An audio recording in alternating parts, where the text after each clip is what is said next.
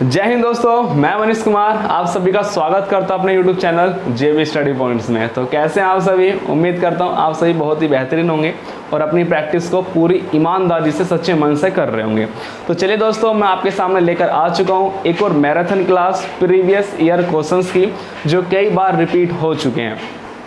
जितने भी previous year के क्वेश्चंस होंगे मैं पूरी कोशिश करूँगा कि सारे तो नहीं, लेकिन उनमें से जो रिपीटेड क्वेश्चंस हैं उन सभी की आपकी बेस्ट प्रैक्टिस मैं करा सकूं। अभी तक चैनल को सब्सक्राइब नहीं किया है तो चैनल को सब्सक्राइब करके उसको बेल आइकन प्रेस कर लीजिए, क्योंकि रेगुलर क्लास हो रही है। बस हफ्ते में एक ही क्लास होती होगी कभी जो ना हो रही होगी, है ना, जबकि रेगुलर क्लास चल रही है सारी। तो बेल आइकन को प्रेस कर लेना, हर वीडियो की नोटिफिकेशन आपके पास पहुँच जाएगी। अभी तक टेलीग्राम से नहीं जुड़े हो तो टेलीग्राम से भी जुड़ जाइए। रेगुलर 50 क्वेश्चन हिस्ट्री के एनटीए फर्स्ट के रेगुलर रिपीटेड क्वेश्चंस का डेली टेस्ट हो रहा है यहाँ पर, है ना। तो उसमें टेस्ट ज्वाइन कीजिए, अपने आप को इम्प्रूव कीजिए, है ना। और जितनी भी पीडीएफ होने वाली हैं आज की, वो सारी जेबी स्टडी पॉइंट्स ऐप पर हमारे मिलने वाली है, ठीक है। तो इसको भी डाउनलोड कर लीजिए। ये हमारी भारतीय इतिहास का प्रैक्टिस सेट, ये हमारा फर्स्ट प्रैक्टिस सेट था जिसे बहुत ही प्यार मिला है। और यदि आपने अभी तक पहले भाग को नहीं परचेस किया तो पहले भाग कर लो। और मोस्ट इम्पोर्टेंट प्राचीन भारत का इतिहास का ये सेकंड प्रैक्टिस सेट आया हमारा। इस प्रैक्टिस सेट का बहुत ही फ़ायदा होने वाला है। इसमें प्रीवियस ईयर के क्वेश्चंस के साथ साथ जो न्यू क्वेश्चंस और बन सकते हैं या और अच्छे क्वेश्चंस हैं, इसे लेने के बाद आपको किसी भी और प्रैक्टिस सेट की ज़रूरत नहीं पड़ने की। ये आप लेकर या और किसी ही पूछ सकते हो जिनके पास ये है। इसमें सभी जितने भी क्वेश्चंस हैं सभी को इसमें इंक्लूड कर दिया गया है। तो इसको लेने के बाद आपको किसी की गुंजाइश नहीं होने वाली। तो इसका भी लिंक डिस्क्रिप्शन में भी है और ऐप से भी नंबर है सर का, वहाँ से भी आप ले सकते हैं, या डिस्क्रिप्शन बॉक्स में भी आप ले सकते हैं, वहाँ पर भी इसका लिंक है, वहाँ से भी ले सकते हैं। तो चलिए दोस्तों, टाइम ना वेस्ट करते हुए आज के सेक्शन को स्टार्ट करते हैं। और अभी तक लाइक नहीं करा है वीडियो को तो लाइक कर दो। लाइक करने के बाद हम स्टार्ट करते हैं। स्पीड से वीडियो को लाइक कर दो। शेयर करना चाहते हो तो शेयर कर दो, क्योंकि शेयर करने में ना हम सब क्या सोचते हैं कि किसी और को ये अच्छी क्लास ना मिल जाए, किसी और को ये अच्छी क्लास जो हम ले रहे हैं ये किसी और को ना मिल जाए, है ना। ये हमारी मानसिकता होती है कि हम शेयर करेंगे तो और जो शख्स इस क्लास को ले लेगा उसके भी नंबर इंक्रीज हो जाएंगे, वो भी मेरे से ज़्यादा नंबर ले आएगा। तो ये भावनाओं को हटाओ, दूसरों की मदद करो। जितनी मदद करोगे ऊपर वाला आपकी खुद ही मदद कर देगा। मैं इस चीज़ का खुद एग्जाम्पल हूँ, है ना। लास्ट में बताऊँगा कि दूसरों की मदद करने से मेरे अंदर कितना इम्प्रूवमेंट हुआ है और मुझे क्या क्या बेनिफिशियल, मुझे क्या क्या प्रॉफिट मिले हैं। क्लास 10th से लेकर अभी तक मुझे बहुत प्रॉफिट मिल चुका है दूसरों की मदद कर करके। तो चलिए दोस्तों, आज का सवाल स्टार्ट करते हैं। पहला सवाल देखो, स्टार्टिंग के कुछ सवाल हैं जो मैं करूँगा। सारे हार्ड सवाल मेरे ऊपर छोड़ दो, इजी क्वेश्चंस मैं आपके ऊपर छोड़ दूंगा। तो चलिए दोस्तों, आज का पहला सवाल क्या होने वाला है, ये कह रहा है, ये जो क्वेश्चंस है ये है आपका दिशा और दूरी पर, दिशा और दूरी वाला क्वेश्चन है। दिशा और दूरी, दिशा और दूरी पर आधारित ये क्वेश्चन है। Direction and distance, direction and distance. देखो हर चैप्टर से क्वेश्चंस आते हैं, हर चैप्टर से क्वेश्चंस आते हैं। अब दिशा और दूरी, डायरेक्शन एंड डिस्टेंस से क्या क्या क्वेश्चन आया कि एक व्यक्ति स्थान ए से 3 किलोमीटर प्रति घंटा गति से पूर्व दिशा में 1 घंटे तक चलता है। मान लिया हमने कि एक जो व्यक्ति है वो यहाँ पर है, ए से चलना स्टार्ट करता है। कहाँ चलना स्टार्ट करता है? ए से वो चलना स्टार्ट करता है। कितने की स्पीड से? वो चलता है 3 किलोमीटर प्रति घंटा, 3 किलोमीटर प्रति घंटा। इसका मतलब क्या है? इसका मतलब है कि वो एक घंटे में कितने किलोमीटर चल रहा है? 3 किलोमीटर चल रहा है, ठीक है जी। ये हमें खुद ही पता होना चाहिए, है ना। स्पीड 3 किलोमीटर प्रति घंटा है तो इसका मतलब है कि वो व्यक्ति एक घंटे में 3 किलोमीटर चल रहा है। चलिए दोस्तों आगे देखो, कह रहा है पूर्व दिशा में चलता है। तो ये यहाँ से चला और मैंने कहा कि ये इस साइड कहाँ गया? पूर्व में, पूर्व दिशा में गया। और हम सभी जानते हैं क्या, अगर हम डायरेक्शन की बात कर लें तो पूर्व पश्चिम, इसका मैं जिक्र अभी कर रहा हूँ क्योंकि बाद में मुझे बार बार रिपीट नहीं करना पड़ेगा, क्योंकि डायरेक्शन पे दो तीन क्वेश्चन आए हुए हैं। पूर्व पश्चिम, और हमारा ऊपर उत्तर और दक्षिण, जिसे हम कहते हैं बाबू ईस्ट, वेस्ट और नॉर्थ और साउथ। हमारी मेन जो साइड है वो ये होती है नॉर्थ और साउथ। नॉर्थ और साउथ हमारी मेन होती हैं। इनके बीच की बात कर लें, अगर इनके हम बीच की बात कर लें यहाँ पर, क्योंकि मेन हमारा क्या है नॉर्थ, तो हम बोलेंगे इसे नॉर्थ ईस्ट। नॉर्थ ईस्ट क्या बोलेंगे? नॉर्थ ईस्ट बोलेंगे, मतलब उत्तर और पूरब बोलेंगे। आप कभी भी ये मत बोलना कि उत्तर नॉर्थ, क्या मत बोलना कभी भी, पूरब उत्तर मत बोलना, मतलब ईस्ट नॉर्थ। मतलब यदि आप ये लिखोगे ना ईस्ट और नॉर्थ, बहुत से टीचर्स होते हैं जो ईस्ट नॉर्थ सिखा देते हैं, लेकिन ये गलत पैटर्न है, ये गलत पैटर्न, ध्यान रखना। तो यदि हम बात करें ये वाली डायरेक्शन कौन सी होगी, तो आप मुझे बताओगे, क्योंकि मेन हमारा क्या है नॉर्थ, और नॉर्थ से कहाँ आ रहे हैं हम, नॉर्थ वेस्ट, तो ये हमारी साइड होगी नॉर्थ वेस्ट। ठीक है, चलिए मुझे बताओ ये वाली साइड क्या होगी, तो आप बताओगे, क्योंकि सर मेन क्या है, साउथ मेन है, और हम जा किधर रहे हैं, साउथ वेस्ट में, तो ये जानेगी साउथ वेस्ट। यहाँ से भी क्वेश्चन है, वो है आगे, तो इसलिए मैंने बेसिक अभी बता दिया, जिससे कि बार बार ना बताना पड़े। मुझे बताओ ये वाली डायरेक्शन क्या होगी, तो आप बताओगे मेन हमारी साउथ है, और साउथ से कहाँ जा रहे हैं हम, ईस्ट में, तो ये जाएगी साउथ ईस्ट। ये हमारी डायरेक्शन ज्ञान हो गया जो मैंने आपको दे दिया। तो वो क्या था, ए से चलना स्टार्ट करता है 3 किलोमीटर प्रति घंटे की स्पीड से, कहाँ पहुंच जाता है, पूरब की ओर चलता है। कह रहा है कि उसके बाद बाएं मुड़कर, मुझे बताओ बायां क्या होगा, ये मेरा है। देखो जब भी आप इस नोक को देखो, तो नोक का मतलब समझ लेना कि आपका फेस इस डायरेक्शन में, नॉर्थ का मतलब आपका फेस इस डायरेक्शन में, फेस इस डायरेक्शन में है। अब कह रहा है बायां। अगर मैं बात करूं इस साइड की, तो ये बन जाएगा मेरा बायां, और मैं बात करूं इस साइड की, तो ये बन जाएगा मेरा दायां। क्या बन जाएगा मेरा, ये बन जाएगा मेरा दायां, क्योंकि मेरा फेस इस साइड है, तो ये मेरा बायां और ये मेरा दायां। ठीक है भाई, अपना फेस इस डायरेक्शन में सोचना। मैं कहूँ कि आप इस साइड जा रहा है, तो इसका मतलब क्या, आपका फेस इस तरफ है, ये बायां ये दायां, है ना। चल दोस्तों, तो हमें बाएं से कुछ लेना, बाएं से हमें कुछ नहीं लेना है, किलोमीटर। ठीक है जी, चलिए दोस्तों अब जुड़ जाओ। वो बाएं ओर जाता है ना, किस साइड जा रहा है, बाएं मुड़कर 1.5 किलोमीटर प्रति घंटे की गति से उत्तर की ओर जाता है। देख लो, पूरब इधर है, तो उत्तर इस साइड ही आएगा 100%। तो वो कहाँ जाता है, उत्तर की ओर जाता है 1.5 किलोमीटर प्रति घंटा। तो यहाँ का मतलब क्या है, किलोमीटर प्रति घंटा का मतलब है कि वो एक घंटे में कितना जा रहा है, 1.5 किलोमीटर, 1.5 किलोमीटर जा रहा है।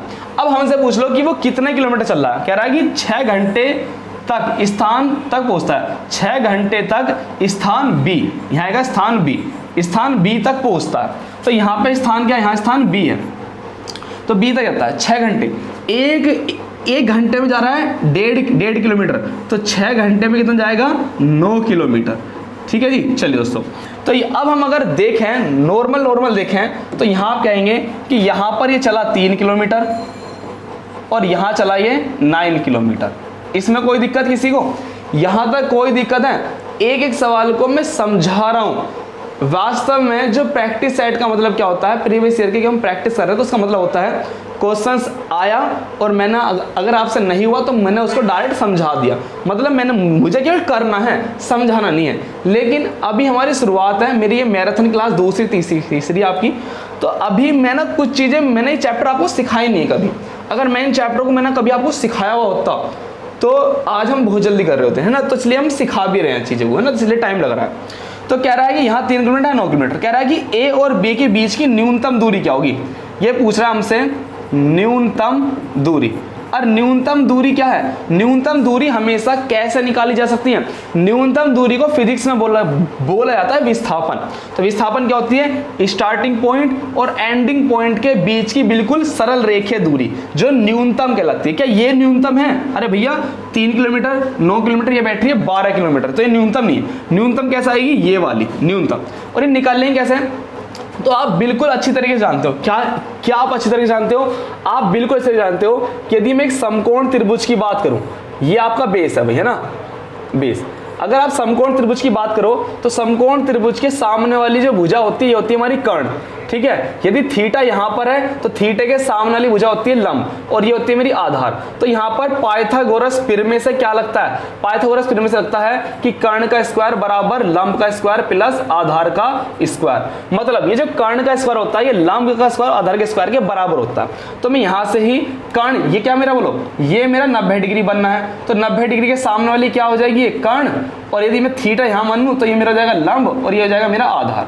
एक एक चीज को समझाना पड़ रहा है इसलिए टाइम लग रहा है।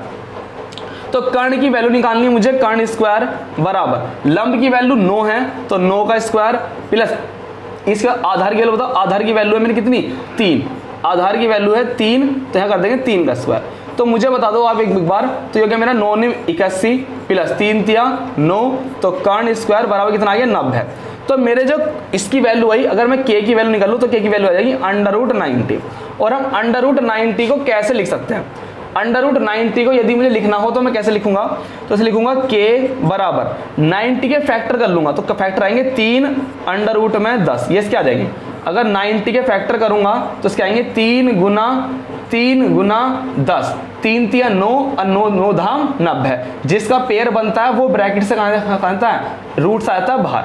ठीक है, क्या ये आंसर दिया गया आपके सामने, ना तो आपको √90 आंसर दिया, ना तो आपको √90 दिया, ना आपको 3√10 दिया, तो आपको आंसर क्या दिया, इन्होंने अब क्या करा √10 की वैल्यू निकाल ली। √10 की वैल्यू कितनी है 3.16, के बराबर 3, अब इसकी मल्टीप्लाई करो 3 तिया 9 पॉइंट 16 तिया 48, ये आ जाएगा इतने kilometre.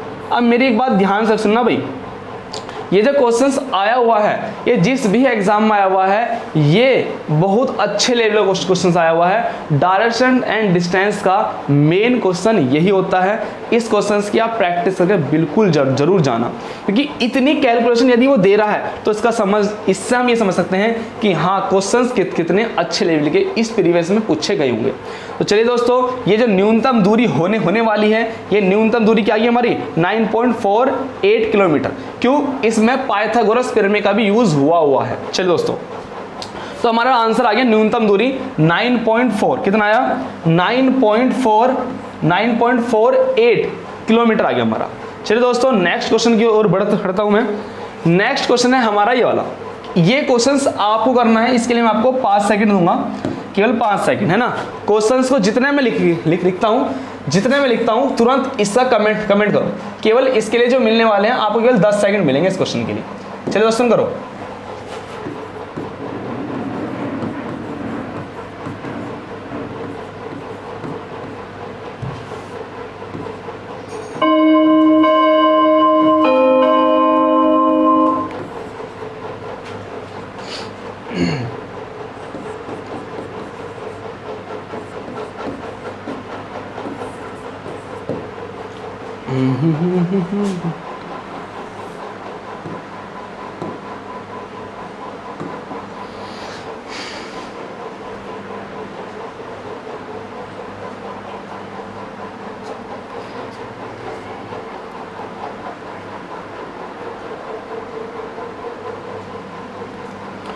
Good evening to all of you.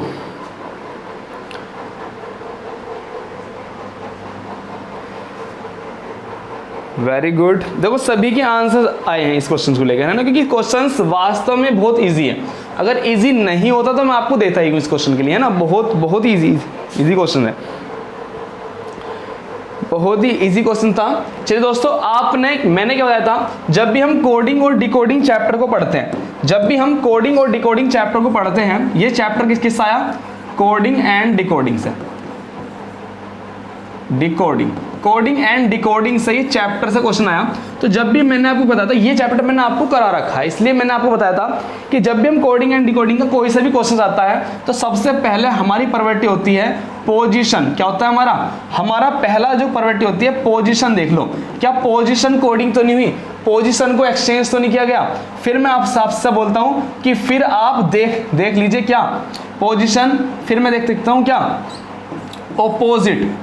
Opposite की बात करता हूं। फिर मैं आप सबसे कहता हूं कि आप देख लीजिए क्या कॉमन कोडिंग, कॉमन तो नहीं लिया। फिर ये ना हो, अगर ये नहीं है, क्यों, क्योंकि इन तीनों पैटर्न में प्लेस वैल्यू लिखनी नहीं पड़ती। ये हमें बिना प्लेस वैल्यू के ही पता चल जाता है। यदि ये फॉर्मेट नहीं लग रहा तो इसके बाद हम करते हैं क्या, फॉरवर्ड, रिवर्स, क्रॉस, ये चेक करते हैं। यदि ये 3 पैटर्न भी नहीं लग रहे, इन तीनों पैटर्न में क्या होता है, इन तीनों पैटर्न में हम प्लेस वैल्यू लिखते हैं। क्या लिखते हैं, प्लेस वैल्यू। इन तीनों में हमें प्लेस वैल्यू लिखनी पड़ती है तो हमें पता चल जाता है आंसर तुरंत। अगर ये भी नहीं है तो हम जाते हैं इलॉजिकल में। किस में जाते हैं, फिर हमारा केस बनता है इलॉजिकल का। तो यदि ये भी नहीं है तो हमारा आता है इलॉजिकल में। लेकिन ये जो सवाल आपके प्रीवियस में आया, ये इतना सिंपल आया कि जैसे ही हमने अपने पहले देखा कोडिंग डिकोडिंग चैप्टर का क्वेश्चन है, और हमने देखा कि ये जो क्वेश्चंस आया हुआ है, ये क्वेश्चंस आया हुआ है पोजीशन बेस पे। हमने स्टार्टिंग किससे की, पोजीशन से। पोजीशन चेक करो, हमने देखा कि ANIMAL जो एनिमल है, जितने लेटर्स इसमें हैं वही लेटर्स यहाँ पर है। L है, A है, M है, I है, N है। तो इसका मतलब हमें पता चला कि पोजीशन ही एक्सचेंज हुई है। अब पोजीशन एक्सचेंज कैसे हुई वो देखिए। पोजीशन ये बेस है, पोजीशन पर पोजीशन बेस कैसे हुई। एनिमल जो ऐसे लिखा हुआ था, इन्होंने एनिमल को पलट दिया। किसे कर दिया, LAMINE। इसे यहाँ भेज दिया, इसे यहाँ भेज दिया, इसे यहाँ भेज दिया, इसे यहाँ भेज दिया, इसे यहाँ भेज दिया, इसे यहाँ भेज दिया। मतलब जो ऐसे लिखा हुआ था इन्होंने उसे ऐसे लिख दिया। तो हम भी क्या करने वाले हैं, जो ये ऐसे लिखा हुआ था इसे हम ऐसे लिख देंगे। कैसे लिख देंगे बोलो, ALCRIC। जिसके लास्ट में RIC आ रहा होगा वही हमारा आंसर होने वाला है। RIC है इसमें, आप कहेंगे नहीं। RIC है नहीं, तो यही हमारा क्या हो जाएगा, आंसर हो जाएगा। तो बहुत ही सिंपल क्वेश्चन था। नेक्स्ट क्वेश्चन क्या रहा, इस क्वेश्चन के लिए मैं भी आपको जो दूंगा लगभग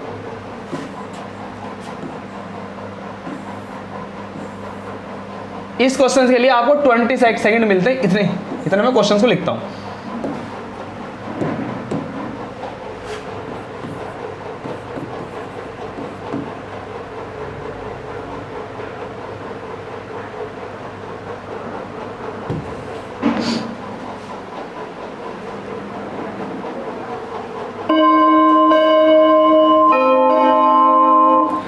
चलिए भाई सभी कमेंट करो, देखो है ना, सभी करो कमेंट। जितने भी लाइव देख रहे हैं वीडियो को सभी करो कमेंट, इससे ये पता चलेगा कि हमारी प्रैक्टिस कितनी है। सभी करो, है ना। जिनका आंसर आ रहा है वो बिल्कुल बेस्ट जा रहे हैं, बिल्कुल बेस्ट। देखो इस क्वेश्चन में कहा था कि निम्नलिखित में से विषम को छाट दी, विषम कौन सा है। अगर हम इन सभी की बात करें तो इन सभी में क्या हो रहा है, देखो इन सभी की यदि मैं बात करता हूँ तो इन सभी में है क्या, डी के बाद कहता है DEF, यहां पर 2 की वृद्धि हुई। कितनी की हुई, 2 की वृद्धि। फिर F के तुरंत बाद कहता है G, यहां पर +1 की वृद्धि हुई। और F के बाद G के बाद क्या रहा है G7, और ये आता है J हमारा 10 नंबर पर, तो यहां हो रही है 3 की वृद्धि। तो क्या हो रहा है, इसमें +2 +1 +3 की वृद्धि हो रही है। अगर हम यहां की बात करें तो यहां पर कितने की वृद्धि हो रही है, H के बाद आ रहा है हमारा की, H आता है 8 नंबर पे और क्या आता है मेरा 11 नंबर पे। तो 8 के बाद 9 10 11, यहां वृद्धि हुई 3 की। ठीक है, चलिए अगर मैं यहां बात करूं तो M के बाद O को कब आएगा, जब +2 की वृद्धि होगी। अगर मैं यहां की बात करूं T के बाद V कब आएगा, TUV +2 की वृद्धि। सभी में यहां पर +2 +1 +3 की वृद्धि होगी, +2 +1 +3 की वृद्धि होगी। केवल एक यही ऑप्शन ऐसा है जिसमें +3 K के बाद L +1 और LMKLMNO 3 की वृद्धि। तो ये एक ऐसा क्वेश्चन है जिसमें 3 की वृद्धि हो रही है, जबकि सभी में 2 की और 2 की वृद्धि हुई है। इसलिए जो अलग क्वेश्चन, जो अलग ऑप्शन है वो हमारा बी ऑप्शन है। इसलिए चलिए दोस्तों, बहुत ही सिंपल क्वेश्चन था। नेक्स्ट क्वेश्चन की आओ।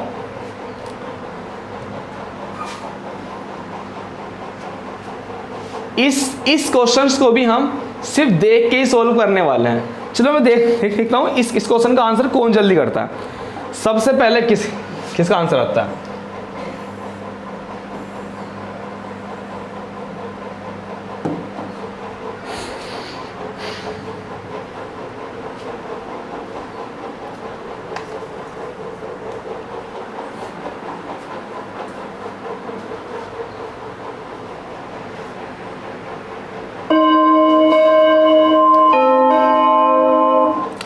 Very good very good.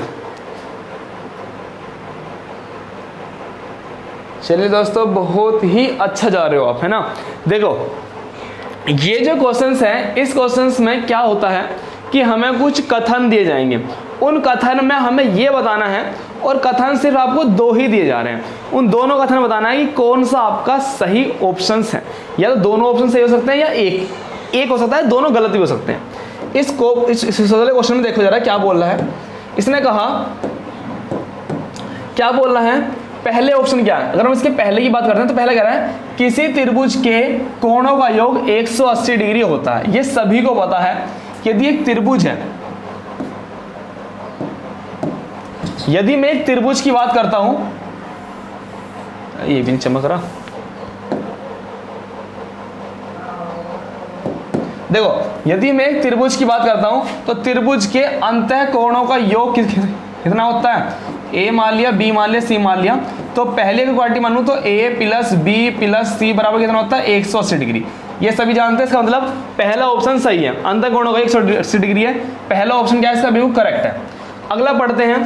अगला कह रहा है किसी त्रिभुज की किसी दो भुजाओं की लंबाई का योग, मतलब दो भुजाओं की लंबाई का योग तीसरी भुजा की लंबाई के योग से क्या होता है, ज्यादा होता है। ये बोल रहा है, ये ऑप्शन गलत है। ये आपसे क्या कहना चाह रहा है कि त्रिभुज की, मैं कह रहा हूं ये पहली भुजा, ये सेकंड भुजा और ये थर्ड भुजा, ये कह रहा है कि दो भुजाओं का जो योग है ना वो तीसरी भुजा से क्या होने वाला है। इसने कहा कि दो भुजाओं की लंबाई का योग तीसरी भुजा की लंबाई का योग तीसरी भुजा की लंबाई से अधिक होता है। योग तीसरी भुजा की लंबाई से अधिक होता है। ये बात भी बिल्कुल सही है आपकी। क्या कह रहा था कि यदि मैं इन दो भुजाओं की लंबाई का योग करूं तो ये क्या आएगा, इस तीसरी वाली भुजा से क्या आएगा, ज्यादा आएगा। इन दो भुजाओं की लंबाई का योग जो है तीसरी वाली से ज्यादा आएगा। दो भुजाओं की लंबाई का योग, यहाँ पे थोड़ी मिसहैपनिंग हो रही है। तीसरी भुजा की लंबाई का योग, देखो दोबारा से रिपीट हो गया, तीसरी भुजा की लंबाई से अधिक होता है। ये बिल्कुल सही है। दोनों भुजाओं की यदि हम लंबाई का योग ले लें तो इस वाली तीसरी भुजा से क्या आएगा, 100%, इन दोनों का क्या आएगा, ज्यादा ही आएगा। तो इसमें दोनों ऑप्शन सही हमारे, पहला भी है और सही भी है। तो इसका करेक्ट आंसर क्या होने वाला है, फर्स्ट और सेकंड दोनों सही। यहाँ फर्स्ट नहीं, दोनों गलत है। यहाँ कह रहा है फर्स्ट सही किंतु सेकंड गलत है। फर्स्ट नहीं है किंतु सेकंड सही है। पहला ऑप्शन इसका सही हो जाएगा। ठीक है जी। अंतः कोणों का योग 180 डिग्री होता है, ये बात सही है। और दो भुजाओं का योग होता है तीसरी भुजा से क्या होता है, ज्यादा होता है, ये भी सही है। नेक्स्ट क्वेश्चन की ओर आओ भाई। ये क्वेश्चंस आपका है रैंकिंग पे, किस पे, क्रम व्यवस्था पर है, और बहुत ही अच्छा क्वेश्चन है, बहुत ही अच्छा क्वेश्चन है। इसके लिए मैं आपको टाइम नहीं दूंगा, पर मैं इसको समझाऊंगा। जितने मैं करता हूं आप भी मेरे साथ करो इस क्वेश्चन को और कमेंट करो। देखो ये रैंकिंग पे, क्रम व्यवस्था पर क्वेश्चन है। तो क्रम व्यवस्था में क्या कर रहा है कि A B C D E F एक वृत्त में खड़े हैं और केंद्र की ओर देख रहे हैं। मैं अगर यहां मार्कर चला रहा हूं तो सारी निगाह आपकी यहीं पर होनी चाहिए, क्योंकि क्रम व्यवस्था में एक एक स्टेप को मैं समझना पड़ता है। अगर मैं एक सर्कल में बैठे हुए हैं ना, किसमें बोलो,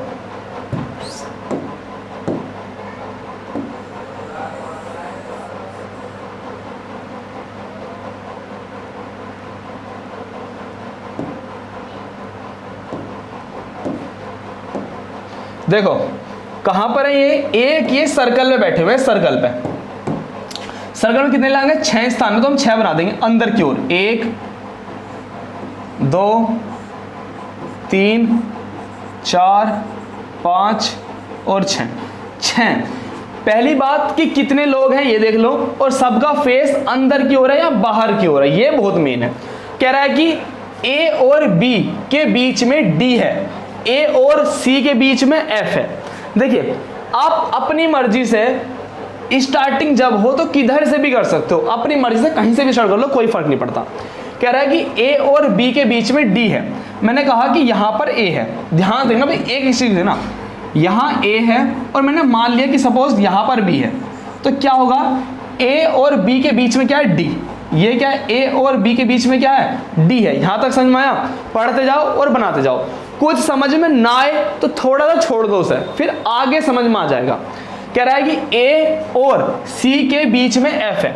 हमारा ए यहां है, ए और एफ के बीच में, सॉरी ए और सी के बीच में, ए यहाँ है, मैंने मान लिया सी यहाँ पर है, सी कहाँ पर है, यहाँ पर, ए और सी के बीच में क्या है, एफ, तो एफ हमारा यहाँ आ गया, यहाँ तक कोई दिक्कत, कोई दिक्कत नहीं।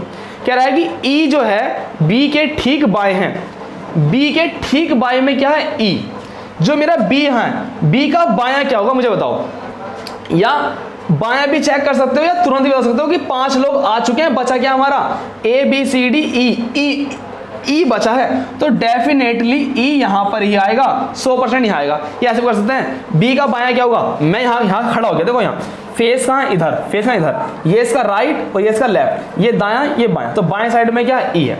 हमसे क्या पूछा, हमसे क्वेश्चन ने पूछा, इसने क्वेश्चन पे ध्यान देना भाई, क्या पूछा, क्वेश्चन ने पूछा उन्होंने कि निम्नलिखित में से कौन सा ई और एफ, क्या कह रहा है, ई और एफ के बीच खड़ा है, ई और एफ के, तो बताओ ई और एफ के, ई यहां पर है, एफ यहां पर है, ई और एफ के बीच में कौन है, सी, ई और बी के बीच में कौन है, सी। तो ध्यान रखना भाई, जब भी क्रम व्यवस्था क्वेश्चन आए तो बच्चे ज्यादातर इस क्वेश्चन को छोड़ देते हैं। छोड़ते क्यों हैं, ये उनके डाउट क्लियर नहीं है इस क्वेश्चन को लेकर। अपनी मर्जी से पहले को कहीं बिठा दो, उसी हिसाब से बिठाते चले जाओ। अगर कहीं पे कुछ चीज समझ में नहीं आ रही तो उसको स्किप कर दो थोड़ी देर के लिए, अगली लाइन में उसका हिंट मिल जाएगा। नेक्स्ट क्वेश्चन की राव, ये क्वेश्चन बहुत ही सिंपल क्वेश्चन है, डायरेक्शन पे है, इसके लिए मैं आपको दूंगा 20 सेकंड, इसके लिए दूंगा मैं ना, तो जल्दी कमेंट करो। और सभी के मैं कमेंट देखता हूँ स्पीड से, इसके सभी कमेंट देखता हूँ मैं जल्दी स्पीड से, hurry up, time start now. सभी करो कमेंट, क्योंकि सभी का पेपर है। ये मत करो कि सर मेरे पे नहीं हो रहा, तो अभी तक क्या करा आपने, है ना, प्रैक्टिस करो। अगर नहीं भी आ रहा तो मैं चीजों को समझा रहा हूं, नेक्स्ट क्लास में प्रैक्टिस करके आना। चलिए दोस्तों, सभी के आंसर आज आ चुके हैं, लगभग सभी कर रहे हैं इसका आंसर, है ना। चलिए दोस्तों, ये सवाल कितना सिंपल था, सिंपल कितना सवाल है, बहुत सिंपल सवाल है। मैं आपके सामने डायरेक्शन की बात करता हूं, तो डायरेक्शन बताइए आप सामने, ईस्ट, वेस्ट, नॉर्थ, साउथ, और क्या बताया, ये क्या है हमारी नॉर्थ ईस्ट, ये क्या है आपका नॉर्थ वेस्ट, और ये क्या है आपका बोलो साउथ ईस्ट, और ये क्या है आपका साउथ वेस्ट। अब ध्यान सुनो, कह रहा है कि एक व्यक्ति दक्षिण पश्चिम मतलब साउथ वेस्ट, मतलब साउथ वेस्ट, दक्षिण वेस्ट साउथ और वेस्ट, साउथ वेस्ट की ओर मुंह करके खड़ा है। इसका मतलब व्यक्ति कहां पर है, यहां खड़ा है, साउथ वेस्ट में व्यक्ति यहां पर खड़ा है। ध्यान रखना, ये मैंने डार्क कर दिया, व्यक्ति जो खड़ा है वो यहां खड़ा है साउथ वेस्ट में, ठीक है, व्यक्ति जो है यहां पर है, व्यक्ति यहां पर है। अब कह रहा है वह घड़ी की उल्टी दिशा में 90 डिग्री मुड़ता है। घड़ी की उल्टी दिशा में, भाई घड़ी कैसे घूमती है, ऐसे, तो ये कैसे घूमेगा, ऐसे, उल्टा घूमेगा, ऐसे। कितना घूम रहा है, 90 डिग्री। भाई ध्यान रखना, अगर मैं इसकी बात करूं तो इनके बीच में टोटल होता है 90 डिग्री। जब हम इनके बीच में की लाइन खींचते हैं तो ये डिवाइड हो जाता है 45 डिग्री और 45 डिग्री। ये आई थिंक आप सभी को पता होगा। तो कहाँ 45 कहाँ 90 हम देख लेंगे। अगर मैं यहां से यहां तक चलूं तो बोलो कितना होगा, 45, क्योंकि ये पूरा कितना 90 है, ये 45, ये 45, यहां तक 45 आया, और फिर क्या हुआ, ये 45, 90 हो गया, है ना। कितने घूमता है, उल्टी दिशा में 90 डिग्री घूमता है। तो यहां से 90 डिग्री कहां जाएगा, यहां जाएगा 90 डिग्री। तो वो कहां आ गया बोलो, अब वो आ चुका है यहां पर, बोलो कितना हो गया, यह आएगा ना 90 डिग्री, 90 डिग्री एंटी क्लॉकवाइज, मतलब घड़ी की उल्टी दिशा में 90 डिग्री घूमा। फिर कह रहा है, फिर घड़ी की दिशा में 135 डिग्री मुड़ता है, घड़ी की दिशा में 135 डिग्री, घड़ी की दिशा में। अब बोलो वो यहां पर है, अब वो घूमेगा। अब देखो व्यक्ति पहले यहां था, मैं देखो बार बार नहीं बनूंगा, पहले व्यक्ति यहां था, 90 डिग्री पहले पीछे गया, अब 135 डिग्री वो आएगा क्लॉकवाइज। तो यहां से 135 डिग्री करो, यहां तक हो गया 35 डिग्री, 45 सॉरी, यहां 90 हो गया, फिर 45 जोड़ देंगे, कहां जाएगा 135 डिग्री, ये हो जाएगा मेरा 135 डिग्री, यहां तक हो जाएगा। ये कैसे है, क्लॉकवाइज, क्लॉकवाइज में घड़ी की दिशा में, घड़ी ऐसे घूमती है ना। तो अब वो कहां पर है, अब वो हमारा ओरिजिनल जो व्यक्ति है वो अब यहां पर आ गया, यहां आ गया।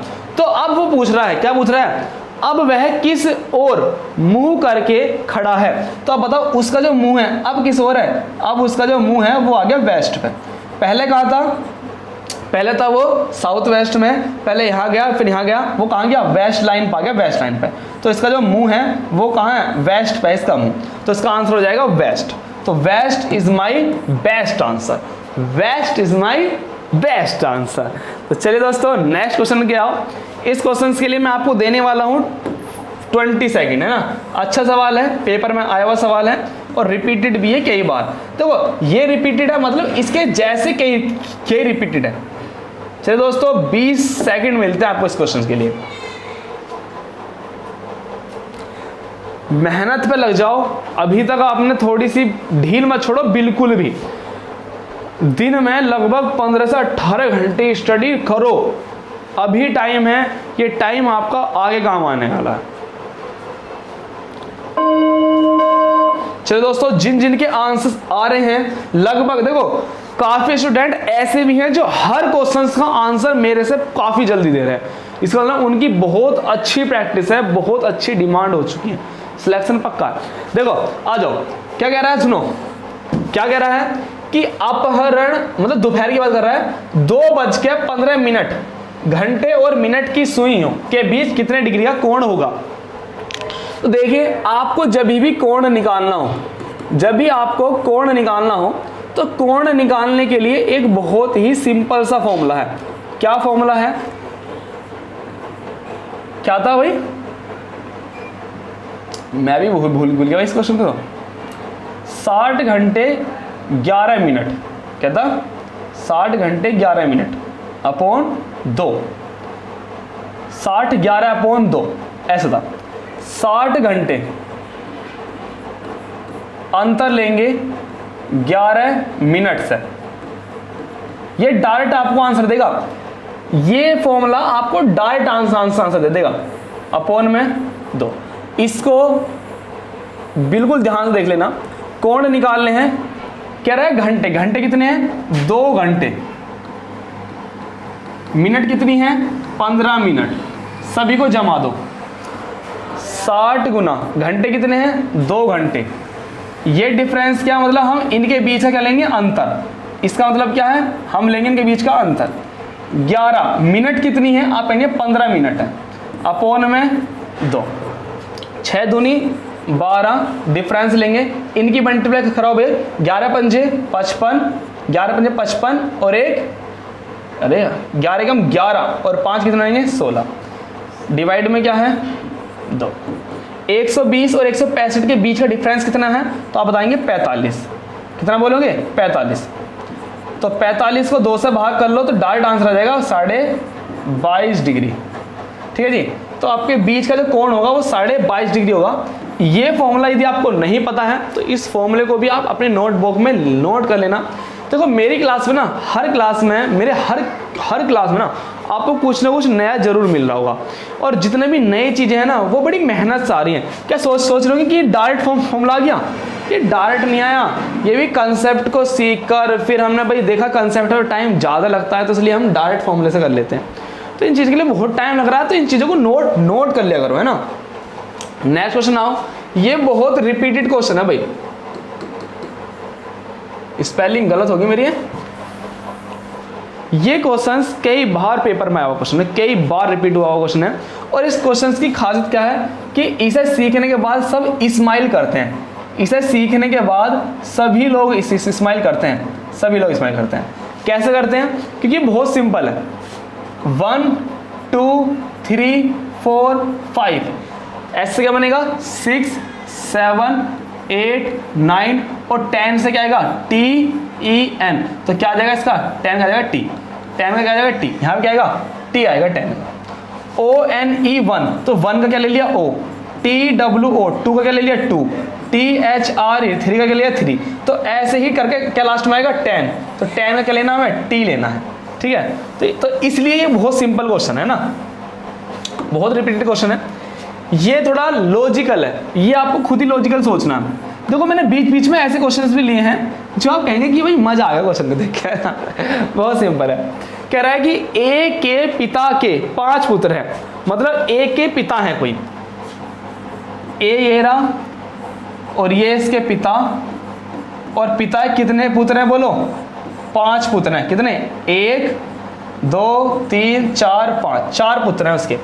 ए के पिता हैं और पिता कितने पुत्र हैं? 5। जिन 5 पुत्रों की बात की जा रही है, क्या कह रहा है? इन 5 पुत्रों में से 4 पुत्रों के नाम क्या हैं? MOQS, MOQS। अब हमसे पूछ रहा है उसके 5वें पुत्र का नाम बताओ। अरे आप कहेंगे सर आपने इस पिता के बताए 5 पुत्र, 5 में से 4 के नाम तो लिख दिए, आपने स्टार्टिंग वाले का तो जिक्र करा ही नहीं जिससे आपने शुरुआत की थी कि ए के पिता के 5 पुत्र हैं, 4 पुत्रों के नाम ये हैं, तो 5 कौन है? अरे भैया 5 को तो बुलाओ। 5 कौन है? हमारा ए। 5 कौन है? हमारा ए। तो ए इज माई राइट आंसर। तो ऐसे क्वेश्चन भी पेपर में आ जाते हैं ना। नेक्स्ट क्वेश्चन आओ, ये भी थोड़ा कथन और निष्कर्ष पे है। ये क्वेश्चंस ना काफी रिपीटेड क्वेश्चन है, ध्यान रखना। ये जो मैं क्वेश्चन ले रहा हूँ बहुत रिपीटेड क्वेश्चन है, आपको हर सेट में मिल जाएंगे क्वेश्चन। ये ध्यान सुनो क्या कह रहा है। इसमें भी 2 स्टेटमेंट दिए गए हैं हमें। क्या कह रहा है? पहला स्टेटमेंट की यदि हम बात करें, पहले स्टेटमेंट की बात करें, कह रहा है कि यदि आप किसी समकोण त्रिभुज की 2 भुजाओं की लंबाई जानते हैं तो तीसरी भुजा की लंबाई नहीं निकाली जा सकती। अरे भाई गलत। क्यों? क्योंकि इसी चीज को तो एक्सप्लेन करने के लिए, इसी चीज को एक्सप्लेन करने के लिए हमारे सामने हमें क्या सिखाई जाती है? पाइथागोरस प्रमेय। पाइथागोरस प्रमेय सिखाई जाती है हमें। पाइथागोरस प्रमेय क्या कहती है कि यदि एक समकोण त्रिभुज है, यदि 3 है और ये 4 है, तो आप इसको भी निकाल सकते हो। किसकी हेल्प से निकाल सकते हो? पाइथागोरस प्रमेय की हेल्प से निकाल सकते हो। और पाइथागोरस प्रमेय क्या होती है कि कर्ण का स्क्वायर बराबर लंब स्क्वायर प्लस आधार स्क्वायर। मतलब ये जो बड़ी वाली भुजा होती है ये इन 2 छोटी छोटी भुजाओं के वर्गों के योग के बराबर होती है। तो हम ये निकाल सकते हैं, तीसरी भुजा निकाल सकते हैं। ये 3 है 4 है तो ट्रिपलेट से ये 5 आती है। तो ये तो स्टेटमेंट गलत हो गया। सेकंड सुनो, किसी त्रिभुज के अंतः कोणों का 180 डिग्री होता है, तो बस सही है। तो इसमें जो करेक्ट आंसर हो केवल सही है, सेकंड ऑप्शन सही है केवल। बस पहला दोनों गलत है, ये भी गलत हो जाएगा। पहला दोनों सही है, ये भी गलत हो जाएगा। क्या कह रहा है कि ए सत्य है, सेकंड गलत है, ये भी गलत हो जाएगा। पहला असत्य है, दूसरा सही है, ये सही हो जाएगा। हमारा डी ऑप्शन सही हो जाएगा। चलिए दोस्तों नेक्स्ट क्वेश्चन की ओर आओ। इस क्वेश्चन का आंसर दो भाई, 5-10 सेकंड दूंगा इस क्वेश्चन के लिए मैं आपको। चलो दोस्तों इसका आंसर दो।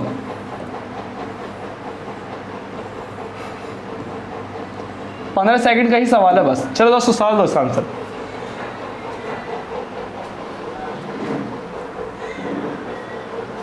कमेंट सभी करो, है ना, कमेंट करो तभी कॉन्फिडेंस आता है ना।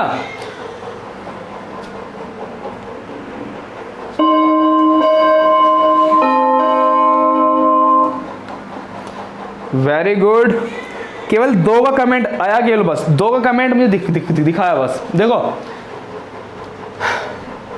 देखो मैं ना अपनी तरफ से पूरी मेहनत कर रहा हूँ। इससे पहली वाली वीडियो में जो आपसे वादा करा था वो आपने वादा नहीं निभाया, है ना।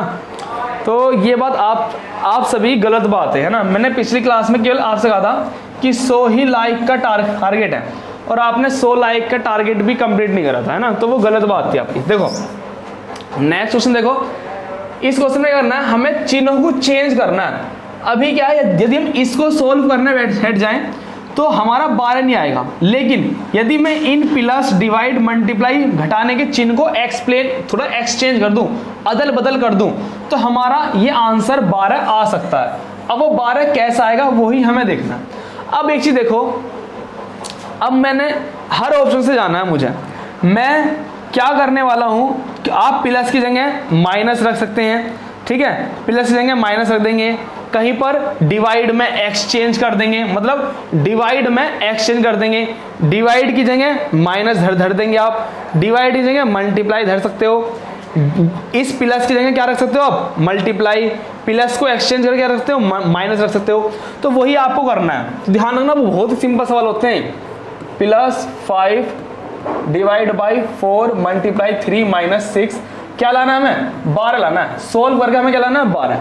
तो आप खुद देखो, यदि आप प्लस की जगह माइनस रखो, इस प्लस की जगह माइनस रखो तो क्या होगा। और सबसे बड़ी बात कि ये क्वेश्चंस बोर्ड मास का है। सबसे पहली बात क्या है? वी बोर्ड मास। ये क्वेश्चन किसका है, वी बोर्ड मास का है। और वी बोर्ड मास क्या कहता है, यदि वर्ग कलम ब्रैकेट नहीं है तो उससे पहले आप क्या सोल्व करोगे, ब्रैकेट, ब्रैकेट से पहले क्या करोगे, ऑफ, ऑफ से पहले क्या करोगे, डी। हमारे पास ये सब ऑप्शन नहीं है तो हमारा क्या चलेगा, डी। और डी का मतलब डिवाइड, डी का मतलब क्या है, डिवाइड। मतलब आपको प्लस माइनस तो खुद ही भूल जाओ, प्लस माइनस तो खुद ही भूल जाओ, दिमाग क्या लगाओ भैया, स्टार्टिंग होती है डी से, डिवाइड, तो पहला दिमाग लगाओ डिवाइड पे।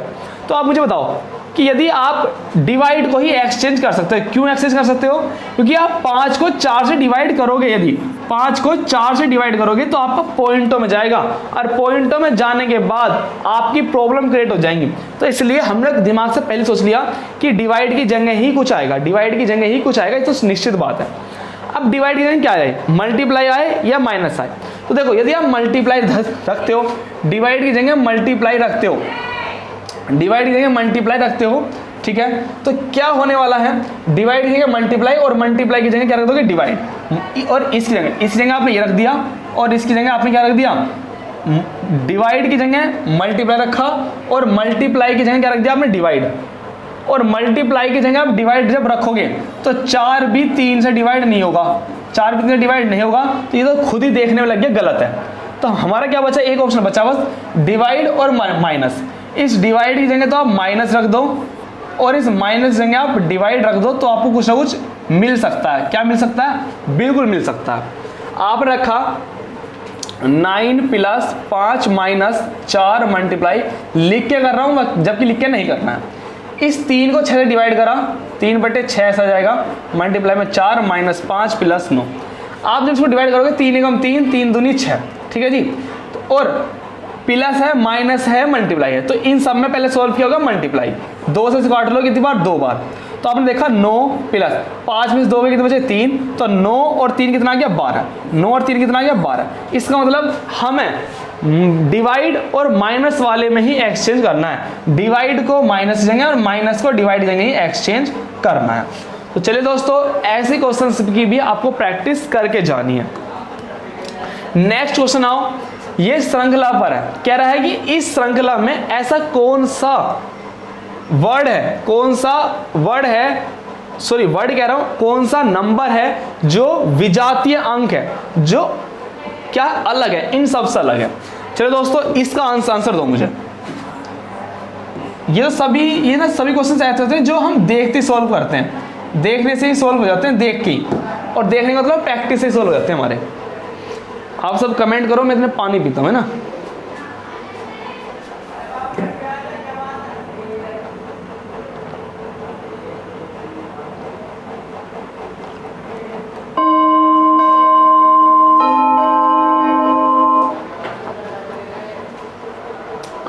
चलिए दोस्तों, वेरी गुड।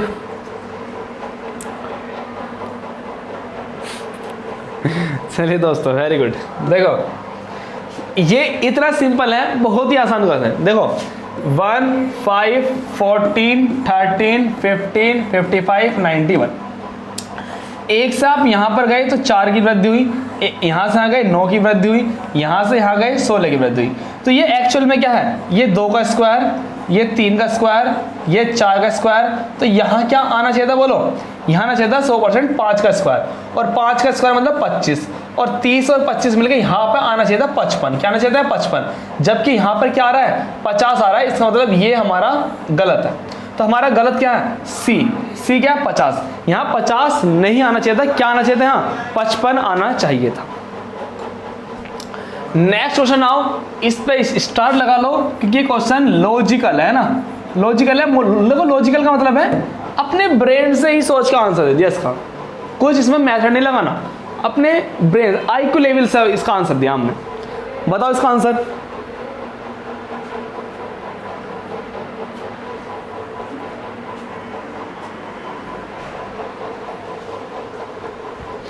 देखो जितने लोग वीडियो देखते हैं, मान लो वीडियो देखी 400 लोगों ने और केवल लाइक आए केवल 85, ठीक है।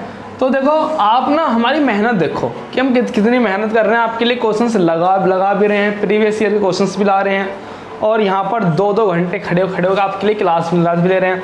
आपसे कुछ भी नहीं मांग रहे, बस आपसे क्या कह रहे हैं, बस आप केवल लाइक का जो बटन है, केवल लाइक का बटन प्रेस कर दो, बस लाइक का बटन दबा दो। इससे क्या होने वाला है, इससे जो हमारी वीडियो है ना वो ज़्यादा लोगों तक जा पाएगी, वो वीडियो ज़्यादा लोगों तक जाएगी। और आप ही सोचो, यदि आपके एक बटन दबाने से किसी की हेल्प हो रही है, तो आप खुद देखो कि यदि हमें हेल्प करनी है तो हमारी कितना अच्छा बात है। लोगों की मदद करना बेकार बात है क्या, बताओ मुझे एक बात, गलत बात है क्या? यदि आप लोगों की मदद कर रहे हो तो आपकी मदद ऑटोमेटिक ही हो जाएगी। आपके जो काम हैं, जो गलत होने वाले होंगे वो ऑटोमेटिक ही सही होंगे, ये निश्चित है। आप किसी की तमन्ना मत करो, किसी की विनती मत करो, किसी की पूजा मत करो, केवल एक चीज ध्यान रखो, अपना कर्म अच्छा करो बस। यदि आपके कर्म ही बेकार हैं तो जो आपका ऊपर वाला होगा ना वो भी कहेगा कि ये कर तो गलत रहा और मेरे से मांग अच्छी चीज रहा, तो मैं कैसे उसको अच्छी दे दूँ, ठीक है ना। यहाँ जो खड़े हो गए, जो पसीने चल रहे हैं, ये आपके लिए चल रहे हैं, और हम क्या मांग रहे हैं आपसे, केवल एक लाइक का बटन मांग रहे हैं, जिससे कि हमें थोड़ी मदद मिले, हमारी मेहनत लगे, हमें ना थोड़ी खुशी मिल रही है, यहाँ भी लोगों ज़्यादा लोगों तक हमारी वीडियो जा रही है ना। तो लोगों की मदद करो। अगर हमारी मदद मत देखो, हम आपकी मदद कर रहे हैं, नए नए क्वेश्चंस ला रहे हैं, प्रीवियस एग्जाम के क्वेश्चंस ला रहे हैं, तो आपकी भी मदद, आपका भी एक आपकी भी एक ना वो बनती है, मतलब आपका भी सपोर्ट बनता है कि हम भी लोगों की मदद करें, थोड़ी सी मदद करें, है ना। देखो इस क्वेश्चन में क्या है, आप खुद देख के बताओ कि 5 और 4 9, 9 और 7 जोड़ दो कितने हो जाएंगे 16, 16 तो कितने हो जाएंगे 18, और 18 9 से कंप्लीटली डिवाइड है। आप यह बताएंगे 6 और 3 9, 9 और 1 10, कितना आएगा, और 6 3 9, 9 और 6 कितने होंगे 15, कितने जाएंगे 15 है, 6 और 3 9, 9 और 1 10, 15 आएगा, 15 6 से डिवाइड है, ठीक है। यहाँ पे क्या है 7 और 5 12, 12 और 4 कितने 16, 16 कितने होंगे तुम्हारे 22, 8 4 12, 12 और 12 24, 6 से डिवाइड है, हाँ 6 से डिवाइड है, 6 और 6 12 और 3 15। यहाँ की बात करें 6 और 2 11, 11 और 3 14, 14 और 7 21। अब मुझे बताओ 21 किससे डिवाइड होगा, 21 किससे डिवाइड होगा। जैसे यहाँ पर सभी लेटर्स को जोड़ा 6 से डिवाइड हो गया, बस यहाँ पर थोड़ा सा मैटर से नहीं समझा है ना, पी की वैल्यू निकालें, पी की वैल्यू यहाँ पर इनको जोड़ा तो 6 से डिवाइड हो गया, यहाँ भी कुछ नंबर होगा जो परफेक्टली 6 से डिवाइड हो जाएगा। यहाँ का डिवाइड आ रहा है 21, अब 21 से क्या डिवाइड होता है, 21 को कौन डिवाइड कर सकता है, 4 से 21 डिवाइड हो जाएगा नहीं, 2 से हो जाएगा नहीं, 5 हो जाएगा नहीं, 3 से हो जाएगा, करेक्ट डिवाइड हो जाएगा 3 से। तो हम कह सकते हैं कि पी की वैल्यू क्या हो सकती है 3 हो जाएगी, क्यों 3 जो है वो 21 को डिवाइड कर देगा। चलो दोस्तों नेक्स्ट क्वेश्चन की लाओ, निम्नलिखित में से असंगत की पहचान कीजिए। फिर से पूछा कि क्या ऐसा है जो इनमें अलग है, तो बताओ इसका आंसर। बहुत ही सिंपल से क्वेश्चन आए हुए हैं, मैं तो खुद सोचता हूं कि आपके इतने अच्छे क्वेश्चंस, इतने अच्छे पेपर में इतने सिंपल क्वेश्चन आ रहे हैं।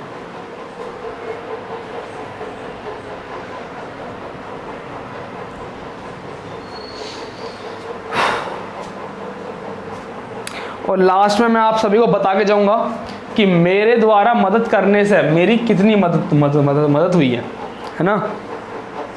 जैसे मांगते हैं ना कि मुझे ये मिल जाए, मुझे ये मिल जाए, कभी नहीं मिलने का, आपके कर्म से ही मिलेगा। यदि आप बुरा करते हो ना लोगों का, तो इसी जीवन में आपको सब चीज़ वही मिल जाएंगी यहीं, और जितना आप अच्छा करोगे सभी आपको यही मिल जाएगा, पुण्य में यही मिल जाएगा, है ना।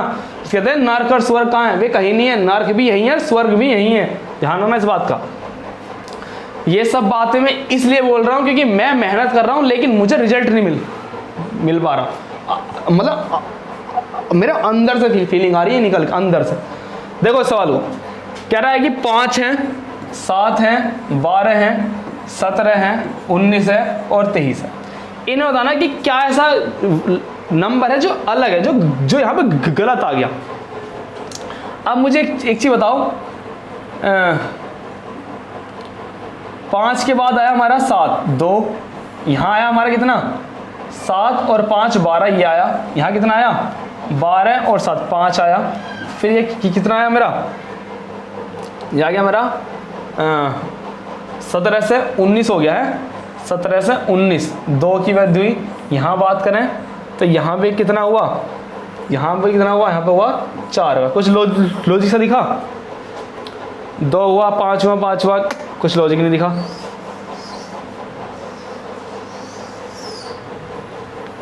देखो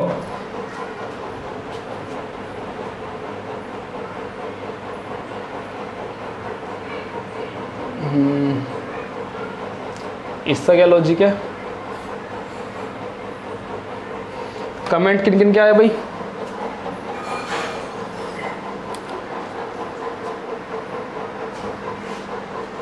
किसी ने 17 आंसर किया है,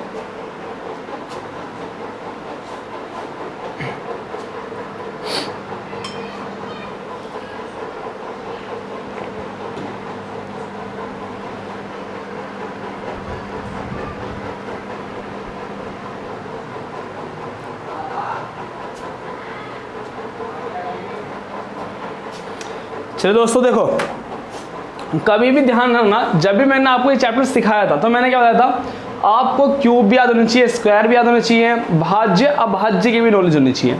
मैंने क्या बताया था, हमारे सामने कुछ तो भाज्य संख्या होंगी और कुछ हमारे सामने क्या होंगी, अभाज्य होंगी। सबसे छोटी अभाज्य संख्या बताओ कमेंट करके स्पीड से, सबसे छोटी अभाज्य संख्या क्या होती है बताओ एक बार, सबसे छोटी अभाज्य संख्या बताओ मुझे एक बार, सबसे छोटी अभाज्य संख्या 2। Very good. देखो सबसे छोटी जो अभाज्य संख्या होती है हमारी 2 होती है, 2 अभाज्य संख्या जो किसी से ना कटे। 2 हो गई हमारी, 2 के बाद 3, 5, 7, 9 आएगी, 9 नहीं आएगी, 9 3 से कट जाएगी। 9 के बाद आएगा 11, 13, ना 15 आएगी, ना 16, ना 17, फिर 17 आएगी। ऐसे भाज्य का मतलब, जैसे भाज्य हो सकती है तुम्हारी 4, 6, 8, 9, 10, 12, ये सब क्या है, भाज्य हैं। मुझे बताओ अगर मैं 5 की बात करूं तो 5 क्या अभाज्य है, 7 भी क्या अभाज्य है, 17 क्या अभाज्य है, 19 भी क्या अभाज्य है, 23 भी क्या अभाज्य है। केवल 12 ही क्या है, 12 ही एक संख्या ऐसी है जो क्या है भाज्य है। तो ध्यान दो सारे अभाज्य हैं, केवल 12 क्या है भाज्य है, इसलिए हम कह सकते हैं कि जो 12 है वो इन सब में अलग है। Very good. नेक्स्ट क्वेश्चन की रहा हो, बहुत ही अच्छा क्वेश्चन है, बहुत ही अच्छा क्वेश्चन है ये हमारे पास। चलो दोस्तों इसका आंसर बताओ, मैं देखता हूं इसका आंसर कौन दे पाता है। कि जब ये क्वेश्चंस पेपर में आया तो भाई काफी टाइम टेकिंग ले लिया, काफी, और हमें टाइम टेकन करना नहीं है, ऑप्शंस की भी हेल्प ले लेंगे, है ना, ऑप्शंस की भी हेल्प ले लेंगे। बताओ इसका आंसर।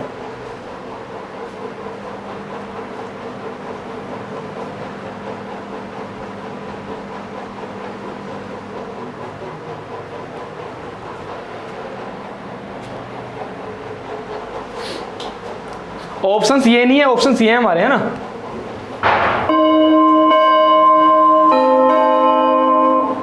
Very good. देखो जो भी आंसर्स हमारे, जो भी बी और सी आंसर कर रहे हैं उन सभी का बेस्ट है, बी और सी जो को कर रहे हैं ना। देखो एक बार कह रहा है कि कविता ने 8 मकड़ियां जिनके 8 पैर होते हैं, नेचुरल बात है, और भृंग जिनके प्रत्येक के 6 पैर एकत्रित किए। जब उसने पैरों की गिनती की तो पाया कि उनकी कुल संख्या कितनी थी, पैरों की कुल संख्या है 54। तो कह रहा निम्नलिखित में से कौन से सही है, कौन से सही है। टोटल कितने पैर है, 54। टोटल कितने पैर है हमारे पास, 54 पैर है, ठीक है। फिर हम देखते हैं कि 54 पैर कैसे आ सकते हैं। पहले ऑप्शन से गए 5 मकड़ियां, ठीक है, 5 मकड़ियां यदि ले तो मकड़ियों के कितने पैर हैं, 8, तो 8 पंजे 40 हो जाएंगे। और हम किसके लें, 8, तो चलो हमने मकड़ी ले ली, भृंग ले, यदि मैं 5 ही भृंग ले लूं तो भृंग के कितने पैर हैं, 6 पंजे 30, तो 30 और 40 तो 70 हो जाएगा, गलत नहीं। तो हम क्या ले सकते हैं, हमने 3 ली मकड़ियां, 3 मकड़ियां ली, और मकड़ियों के पैर कितने हैं बोलो, मकड़ियों के पैर है हमारे 8। तो मैं कह सकता हूं 8 पैर हैं, मकड़ी ले रहा हूं ना, मकड़ी है, मकड़ी क्या है, मकड़ी, हाँ मकड़ियां, 8 मकड़ियां हैं, मैंने कितनी ली? 3 ली, मैंने 3 मकड़ियां ली हैं। प्रत्येक कितने पैर हैं? 8।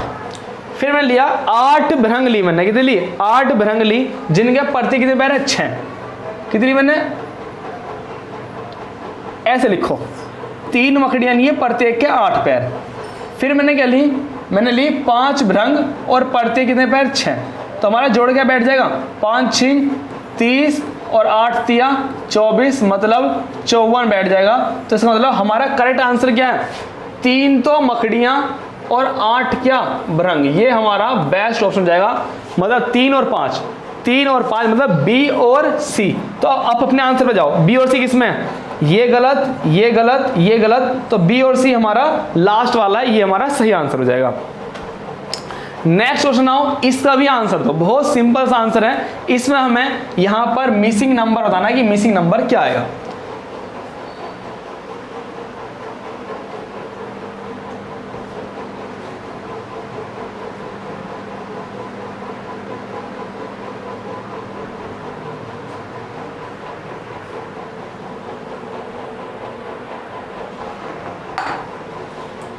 चलिए दोस्तों, वेरी गुड। इसका आंसर तो सभी दे रहे हैं, इसका आंसर सभी दे रहे हैं, बहुत सिंपल सा है। देखो ये क्यों सिंपल है? बहुत सिंपल सा है। तो 2 5 9 19 13 7 और यह क्या पूछ रहा है? देखो आप खुद देखो, 2 का डबल किया और 1 आपने जोड़ दिया, 1 जोड़ दिया, 2 का डबल किया और 1 आपने जोड़ दिया, 5 का डबल किया और आपने 1 माइनस कर दिया। ऐसे ही आपने 9 का डबल किया, 9 दूनी 18 और 1 जोड़ दिया। फिर आपने 9 का डबल किया, 19 का डबल किया, 19 दूनी 38 और आपने 1 घटा दिया। तो आप क्या कर रहे हो? बोलो, आप डबल करके प्लस माइनस, अब करोगे प्लस। 37 दूनी कितने होते हैं? बोलो 74, 74 और 1 जिसमें जोड़ दोगे, डबल करके 1 जोड़ दो तो 75 आ जाएगा। 37 दूनी 74 4 होता है, 74 में 1 आप जोड़ दोगे 75 इज माई राइट आंसर हो जाएगा। नेक्स्ट क्वेश्चन की ओर आओ। इसके लिए मैं आपको पूरे दूंगा 30 सेकंड, इसके लिए पूरे आपको मिलने वाले हैं 30 सेकंड मिलने वाले हैं पूरे इसके लिए। पूरा ध्यान से करना। चलो मैं 1 ही मिनट दे रहा हूं पूरा, बिल्कुल ध्यान से करो और आंसर दो मुझे, क्योंकि ये वेन डायग्राम का क्वेश्चन है, वेन डायग्राम का, जिसमें 3 डायग्राम बनते हैं। कमेंट करो इसका।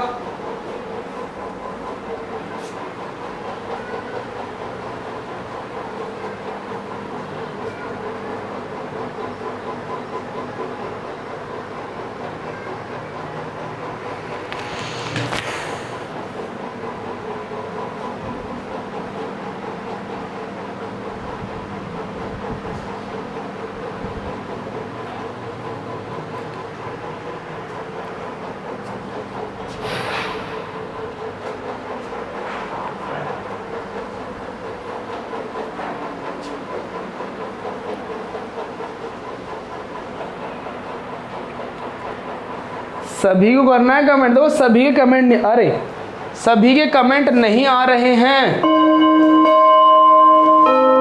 सभी कमेंट करो, है ना। देखो अभी कमेंट आ रहे हैं कि सर 10 से 15 सेकंड तो पढ़ने में लग जाते हैं।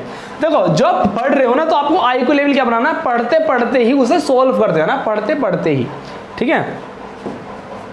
चलो दोस्तों जुड़ जाओ मेरे साथ। क्या कह रहा है कि 65 विद्यार्थी हैं। कितने की बात कर रहा है? 65 विद्यार्थियों वाली एक कक्षा में टोटल कितने? 65। कह रहा है कि 27 विद्यार्थी हिंदी बोलते हैं। क्वेश्चन को पढ़ते जाओ, थोड़ा थोड़ा लिखते जाओ, जैसे कि बार बार ना पढ़ते जाए। हिंदी बोलने वाले हैं 27। कितने हैं? 27 जो हिंदी बोलते हैं। कह रहा है कि 21 विद्यार्थी अंग्रेजी बोलते हैं। यदि मैं अंग्रेजी की बात करूं तो कितने बोलते हैं हमारे सामने? 21। कह रहा है कि 17 विद्यार्थी बांग्ला बोलते हैं।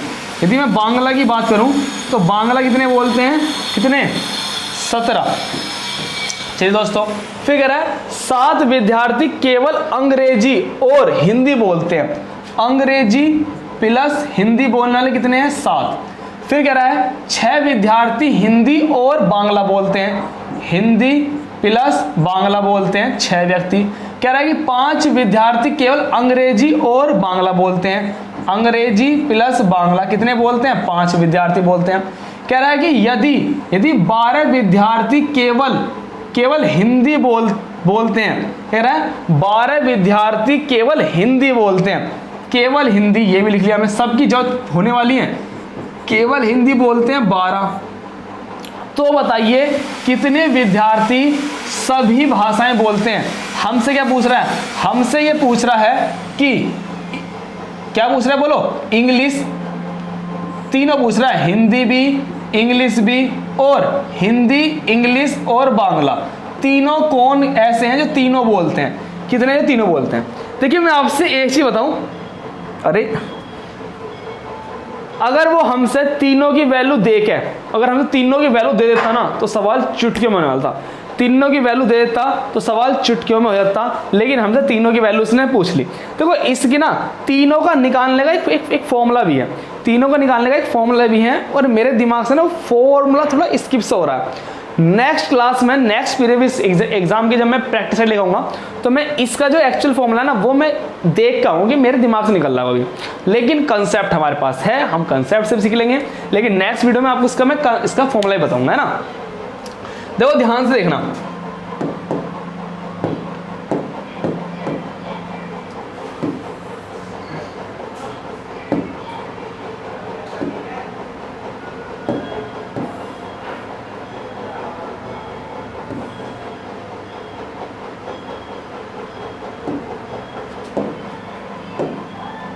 देखो किस किस की बात कर रहा है? हमने करा एक बार हिंदी, हमने करा है इंग्लिश, और हमने करा है बांग्ला। अब हमें बताओ हिंदी बोलने वाले टोटल कितने? 27। कह रहा है 27 में से जो केवल हिंदी बोलते हैं, जो केवल हिंदी बोलते हैं वो कितने हमारे पास? वो हैं 12। कितने? 12 केवल बोलने वाले। तो ये हिंदी का सर्कल है पूरा, ये पूरा का पूरा किसका है? ये पूरा हिंदी का सर्कल है, ये पूरा हिंदी का सर्कल है, ठीक है जी, हिंदी का। तो इस हिंदी में से केवल वाले आएंगे केवल यहाँ पर 12, आएंगे 12। अब आप ये छोड़ दो, ये हटा दो, ये छोड़ दो, केवल 12, मतलब यदि मैं इसकी बात करूं तो केवल जो है ना ये सारे क्या है जो केवल हिंदी बोलते हैं, ये वाले, ये केवल वाले, केवल। अभी क्या आ गया भैया? हिंदी के साथ कुछ इंग्लिश ही बोलते हैं। क्या बोल रहा है? अरे हिंदी के साथ कुछ इंग्लिश बोलते हैं 7, तो वे 7 कहाँ आएंगे? यहाँ पर आएंगे, यहाँ पर 7 हिंदी बोलते हैं ना, यहाँ भी आ जाएंगे। चलो दोस्तों, फिर कह रहा है कि हिंदी में ही कुछ बांग्ला ही बोलते हैं, हिंदी और बांग्ला वाले 6 हैं, 6 यहाँ भी आ जाएंगे। तो ध्यान दो भाई, हिंदी और इंग्लिश है ना, अच्छा चलो इंग्लिश बताओ। इंग्लिश बोलते हैं 7 इंग्लिश बोलते हैं, बांग्ला वाले कितने? 17 है। हिंदी और इंग्लिश की बात करते हैं तो हिंदी और इंग्लिश की बात करूं 12 यहां पर हैं, 7 यहां है, मतलब हिंदी और इंग्लिश जो बोलते हैं 7 बोलते हैं, तो यहां आ गए मेरे 7। कितना आ गया? 7 हिंदी इंग्लिश वाले यहां आ गए मेरे 7। फिर कह रहा है कि हिंदी और बांग्ला वाले बोलते हैं कितने? हिंदी और बांग्ला बोलते हैं 6 आ गए मेरे यहाँ पर, जो हिंदी और बांग्ला बोलते हैं, हिंदी और बांग्ला वाले 6 आ गए हमारे, है ना, 6 आ गए, और हिंदी और इंग्लिश बोलने वाले 7 जो मिक्स हैं, ठीक है जी, 7 यहाँ पर आ गए हमारे जो कॉमन पार्ट है। 12 और 6 18, और 18 और 7 कितने होते हैं भाई? 18 और 7 होते हैं हमारे 25। दोबारा देखो ना, तो मैंने इसको फिल करा ना मैंने इसको फिल करा, मैं अपने एक फिल करके ही आंसर निकाल सकता हूं। मेरे से क्या बोल रहा है? जो तीनों बोलते हैं, और तीनों वाला पोर्शन कौन सा है? सर आप बताओगे तीनों वाला, तो तीनों में कॉमन आ रहा है, ये वाला, ये पोर्शन ऐसा है जो तीनों में आ रहा है, जो तीनों में आ रहा है, ये वो पोर्शन है। मुझे बस इस पोर्शन की वैल्यू निकाल लेनी है, इस पोर्शन की वैल्यू क्या होने वाली है, बस। दोबारा देखो मैंने रिपीट क्या करा, हिंदी इंग्लिश बांग्ला मैंने अपने पास लिख लिया। वो कह रहा है कि हिंदी, एक हिंट दे दिया हमें, ये क्या, ये हमारा हिंट है इस सवाल का। कह रहा है कि हिंदी केवल 12 बोलते हैं, 12 को लिख लिया, ठीक है जी। हिंदी और इंग्लिश कितने बोलते हैं? हिंदी और इंग्लिश में बोलने वाले वे हैं 7, तो 7 यहां लिख लो। नीचे मतलब ना, नीचे वे आएंगे जो तीनों बोलते हैं, नीचे वे आएंगे जो हिंदी इंग्लिश और बांग्ला बोलते हैं, यहां वे आएंगे, क्यों? तीनों का कॉमन पार्ट है। फिर कह रहा है हिंदी और बांग्ला बोलने वाले 6 लिख दिया मैंने। यहां लिखूंगा, यहां नहीं, ठीक है। अब मैंने देखा कि तीनों बोलने वाले कितने हैं, अरे कॉमन पार्ट है, तो आप मुझे बताएंगे कि हिंदी में 12 आ गया, क्या आ गया, इसी सर्कल में,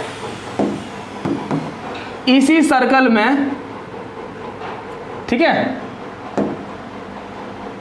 इस सर्कल में 12 आ गया, 7 आ गया, 6 आ गया, अरे बचा कितना, मैं कितना जोड़ दूं कि टोटल कितना आ जाए। हिंदी के वैल्यू कितनी है, हिंदी की वैल्यू है 27, टोटल कितना आ जाए, 27 आ जाए। अब बताएंगे 12 और 7 19, 19 और 6 25, अरे भैया 2 और जोड़ दो, बस 2 और जोड़ दो, 27 आ जाएगा।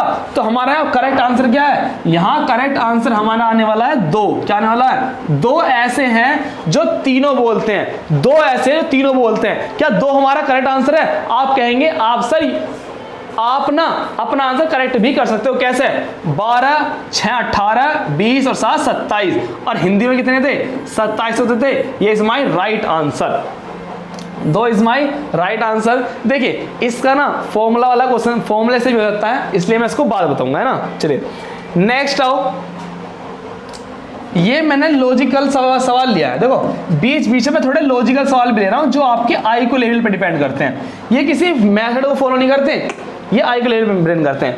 कितना सिंपल सवाल है, कह रहा है कि विक्रय मूल्य पर 25% लाभ है, विक्रय मूल्य पर जो लाभ है वो 25% है, कह रहा है। तो वास्तविक लाभ बताइए, रियल लाभ बताना है, ठीक है, रियल लाभ हमें बताना है। देखो इसका सिंपल सा क्या होता है, सिंपल सा मेथड, अगर मैं सिंपल की बात करूं तो कुछ नहीं करना, 25 का लाभ हो रहा है तो 25 लिख लो ऊपर, 25 लिख लो ऊपर।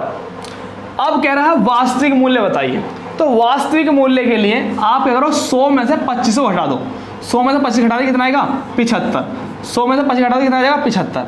परसेंटेज निकालना 100 से मल्टीप्लाई, 25 से कम 25, 25 3 75, 1/3 की वैल्यू कितनी है, 33, सही, 1/3% इज माई राइट आंसर।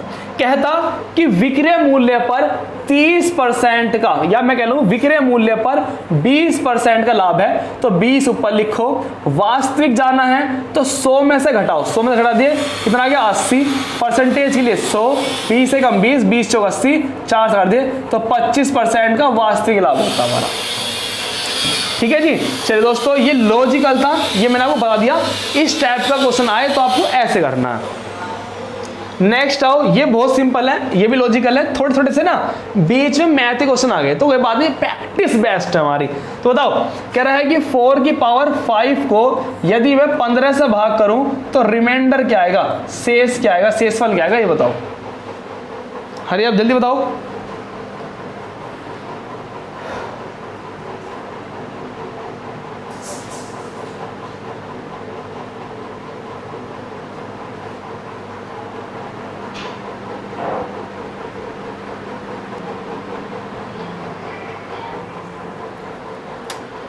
चलिए दोस्तों बताओ इसका आंसर। देखिए ये ना रिमाइंडर थ्योरम पे बेस है। देखो अगर आपने रिमाइंडर थ्योरम नहीं पढ़ रखी है तो भी, यदि आपने टोसेंट मेथड नहीं पढ़ रखा है तो उसके अलावा भी आप इसको कर सकते हो। लेकिन टोसेंट मेथड से सवाल बहुत जल्दी हो जाते हैं ना। लेकिन टोसेंट सवाल मुझे नहीं लगता कि आपने सबने सीख रखा होगा, नहीं सीख रखा होगा, तो हम इसको बेसिक से भी कर सकते हैं। पहला ऑप्शन क्या है कि आप 4 की पावर 5 निकल लो। 4 चौक 16 चौके 64, 64 चौक के 1, 64 के 256, 256 के मल्टीप्लाई करो, बहुत टाइम लग जाएगा। आप ऐसे कर लो 4 multiply 4 multiply 4 multiply 4 multiply 4 multiply 15। क्या कर लो, इन तीनों का मल्टीप्लाई करके आएगा, बोलो इन तीनों के मल्टीप्लाई करके आएगा क्या हमारे सर, बोलो 4 चौक 16, 16 चौके 64 आएगा, बोलो हाँ है ना, वेरी गुड। इनकी मल्टीप्लाई करके आएगा, बोलो 4 चौक 16 आएगा। अब 15 से आप इसको काटो, 15 चौके 60, बचेगा 4 रिमाइंडर। 15 से काटो, 15 एकम 15, बचेगा 1 रिमाइंडर। बचेगा कितना, 1 रिमाइंडर बच जाएगा। कितना बच जाएगा, 1 रिमाइंडर बच जाएगा। बोलो अब बोलो इनकी मल्टीप्लाई कर लो आपस में, क्या देगा 4। अब बचा हमारा 4 × 1 अपॉन में क्या 15, 4 एकम 4 बटे 15। 15 से 4 को कटोगे तो 4 ही क्या आ जाएगा, रिमाइंडर, रिमाइंडर 4 ही हमारा आ जाएगा। तो 4 इज माई राइट आंसर। ठीक है, तो इस तरीके से हमारा आंसर आ जाएगा इसका। नेक्स्ट क्वेश्चन की ओर आओ भाई, बहुत ही बेस्ट सवाल है। अभी तक का यदि मैं सीरीज की बात करूं ना, श्रृंखला वाला की बात करूं, तो श्रृंखला वाले में अभी तक का सबसे मेन जो है, सबसे मोस्ट इंपॉर्टेंट ये वाला सवाल मैं अपने पास से बोल रहा हूं। यदि अच्छा पेपर बनाना हुआ तो वे इस क्वेश्चंस को देंगे। यदि अच्छा क्वेश्चन बनाना हुआ तो वे इस क्वेश्चंस को आपको देंगे, अगर अच्छा आपका पेपर आया। आंसर तो इसका स्पीड से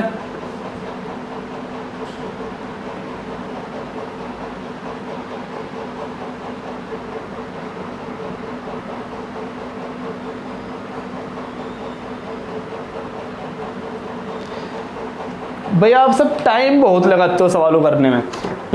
ऐसे बैठा करो मेरी क्लास में से पेपर कर रहे हो, है ना, हरी अप, बिल्कुल फास्ट बिल्कुल मेरे से पहले करके बैठा करो।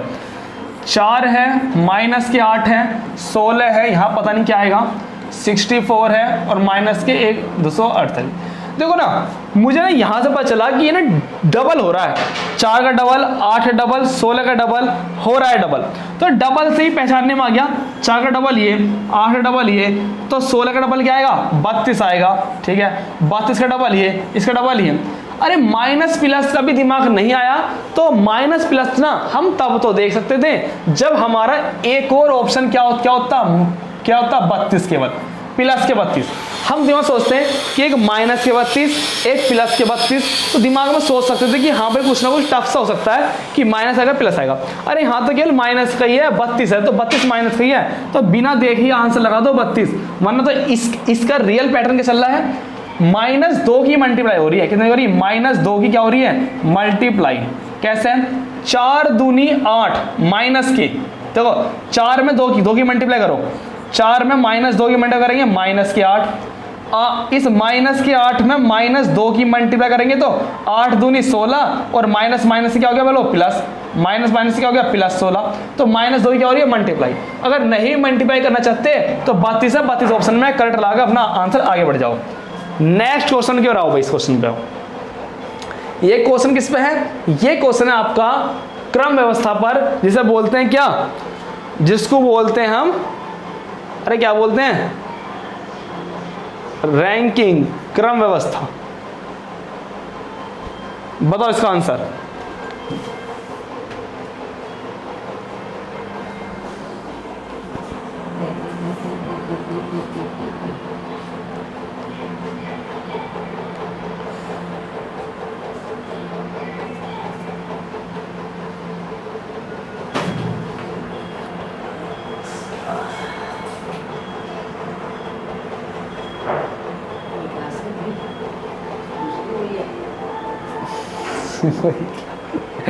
चलो दोस्तों देखो इस क्वेश्चन को,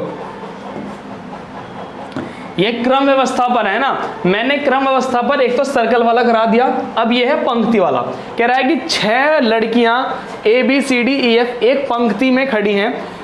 क्वेश्चन को पढ़ते जाएंगे और आंसर करते जाएंगे।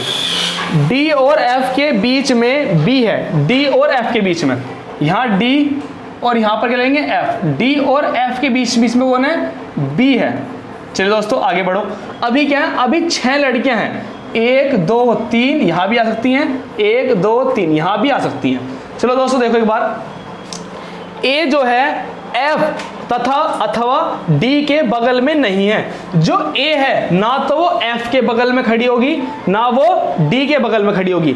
जो मेरा A है ना तो A यहाँ पर आएगा और ना A मेरा यहाँ आएगा।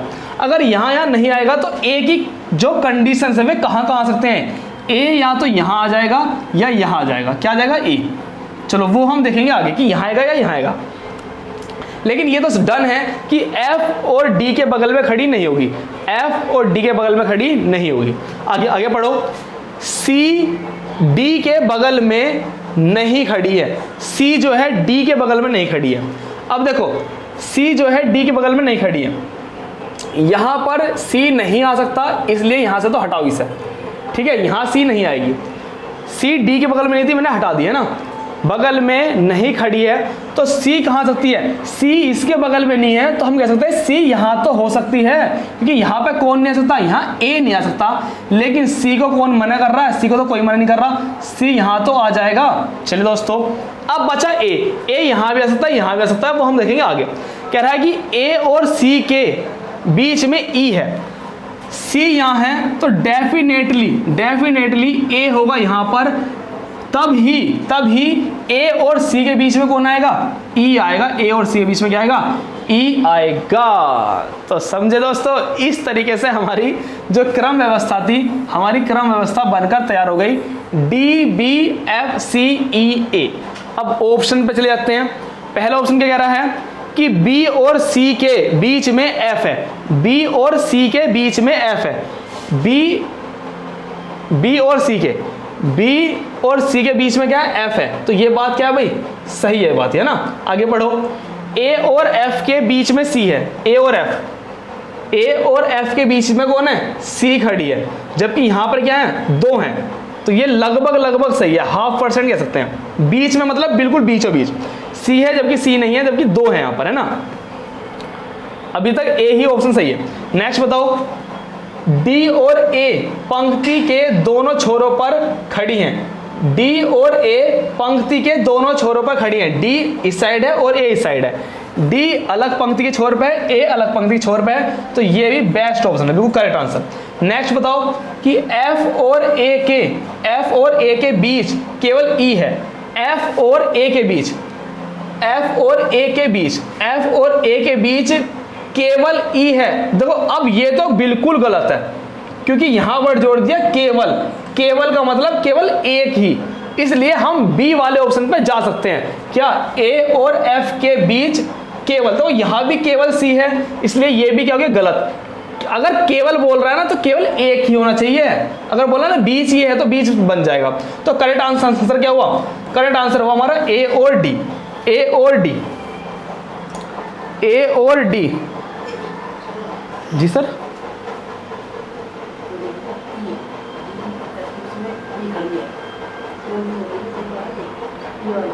ई वाला डी और एफ के बीच केवल बी, डी और एफ, अरे हाँ ये तो सही है सही ऑप्शन है भाई वाला। कह रहा था ना थोड़ा पढ़ने में मिस्टेक होगी। डी और एफ के बीच, डी और एफ की बात कर रहा था, डी और एफ के बीच में बी है, ये भी बिल्कुल सही है, ये बिल्कुल सही है। अगर थोड़ी दिक्कत जाती तो ऑप्शन से पता चल जाता फिर था ना। देखो क्या ऑप्शन है, ए ई, ये सी होगा ना, सी, ए सी ई, ये वाला तो हो गया गलत भाई हमारा, ए सी ई। बी ऑप्शन हमारा बिल्कुल सही है, ए सी और ई हमारा बिल्कुल करेक्ट आंसर है।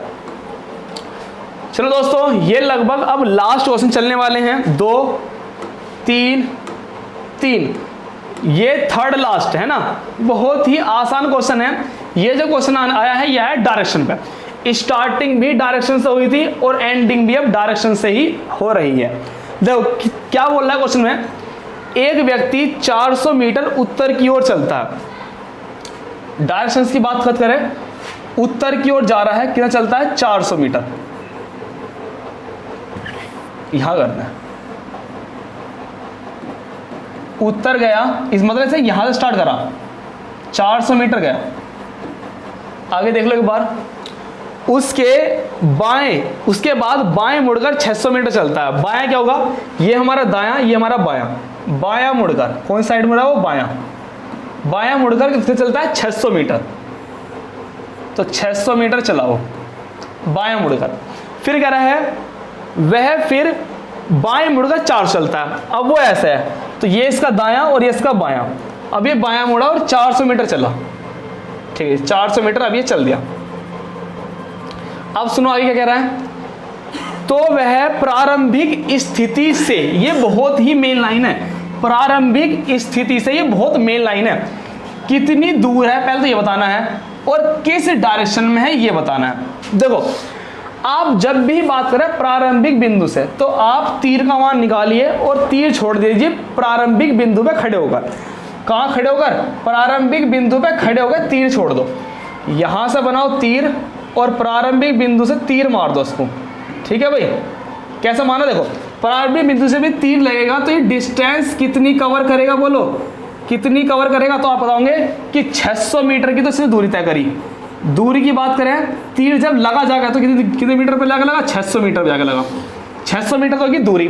अब ये तीर किस डायरेक्शन में जा रहा है बोलो, अरे किस डायरेक्शन में तीर जा रहा है, तो बताओगे क्या होती है, ईस्ट, वेस्ट, नॉर्थ, साउथ। तो किस डायरेक्शन में तीर जा रहा है बोलो, वेस्ट डायरेक्शन जा रहा है, वेस्ट पश्चिम में जा रहा है। तो डायरेक्शन क्या होगी इसकी, वेस्ट होगी, मतलब पश्चिम होगी, पूरा पश्चिम, उत्तर दक्षिण, पूरा पश्चिम। तो आंसर क्या होगा, 600 मीटर पश्चिम डायरेक्शन। तो 600 मीटर पश्चिम डायरेक्शन हमारा राइट आंसर हो जाएगा। ठीक है, 600 मीटर पश्चिम में जाकर तीर लग रहा है। देखो बहुत से स्टूडेंट इसका ऑप्शन डी भी लगा रहे हैं, डी भी लगा रहे हैं। उनका डी क्यों लग रहा है वो सुनो क्यों लग रहा है। उन्होंने डिस्टेंस देख ली, डिस्टेंस कितनी, 600। अब वे क्या सोच रहे हैं कि जो ये जिस डायरेक्शन में जा रहा है, ये किस डायरेक्शन में जा रहा है, दक्षिण में। तो वे दक्षिण को सोच रहे हैं, हमें दक्षिण नहीं लगाना, हमें कह रहा क्वेश्चन पढ़ो, वह प्रारंभिक स्थिति से, प्रारंभिक स्थिति से बताओ कहाँ है। तो प्रारंभिक स्थिति से आप तीर लो और तीर मार दो, डायरेक्शन जिस डायरेक्शन में तीर जा रहा है वही आपकी डायरेक्शन हो जाएगी। इस क्वेश्चन का आंसर दो भाई। अभी तक का सबसे बेहतरीन क्वेश्चन यही है भाई, अभी तक का सबसे मजेदार क्वेश्चन ये है भाई। ठीक है जी, आ जाओ। क्या कह रहा है, विनोद की सास अमित की सास की माँ है। ठीक है, विनोद की सास अमित की सास की माँ है। तो बताना है कि विनोद अमित से, विनोद जो है अमित से कैसे संबंधित है। ठीक है भाई, ये है ब्लड रिलेशन का, रक्त संबंध। देखो रक्त संबंध के जितने भी क्वेश्चन है वे अपने आप पर डिपेंड करने, अपने आप पे फील करने हैं। ठीक है, जैसे विनोद हो तो विनोद आपको बनना पड़ेगा, तब आपको इसका करेक्ट आंसर मिल जाएगा तुरंत। अगर आप जाओगे अलग अलग मेथड से तो फंस जाओगे। विनोद बन जाओ थोड़ी देर के लिए। देखो कैसे करेंगे सवाल को।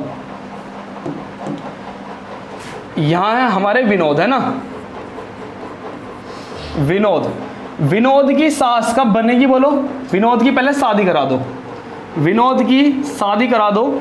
शादी हो गई किसी से भी, ठीक है, शादी होगी रीतु से। ठीक है, रीतु से हो गई इसकी शादी। ठीक है, ये क्या है, इसकी पत्नी।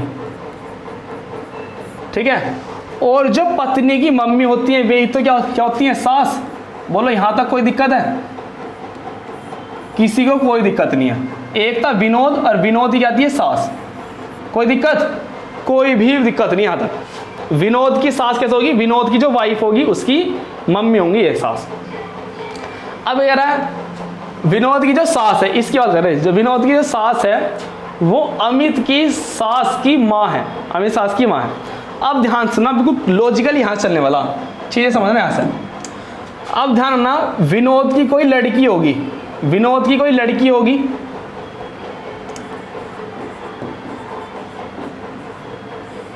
ठीक है भाई, विनोद की क्या होगी, कोई लड़की होगी, विनोद की लड़की। अब विनोद की लड़की होगी और लड़की की किसी न किसी से शादी भी होगी। शादी किससे हो रही है, मैं कह रहा हूं अमित से शादी हो रही है इसकी। अमित से क्या हो रही है, इसकी शादी हो रही है। तो बताओ यहां पर जो हिडन है ना, इस क्वेश्चन में केवल इसको हिडन किया गया, इसको हिडन किया गया। अब हमसे पूछ रहा है कि विनोद की जो सास है वो अमित की सास की माँ है। बताओ अमित की सास कौन लगेगी कि बोलो, अमित की शादी ये रही और जिससे शादी हो रही इसकी मम्मी क्या लगेगी, सास। तो अमित की जो सास है ना, अमित की सास ये रही। ठीक है, ये सब डाउट क्लियर करना है बिल्कुल ध्यान से। क्या, विनोद की सास ये रही, ठीक है। अब बताओ अमित की सास कौन होगी, अमित की सास होगी ये रीतु, मतलब विनोद की धर्म पत्नी, जो हिडन है इस सवाल में, जो हिडन है, जो छिपी बैठी है, तो वे कौन है, ये।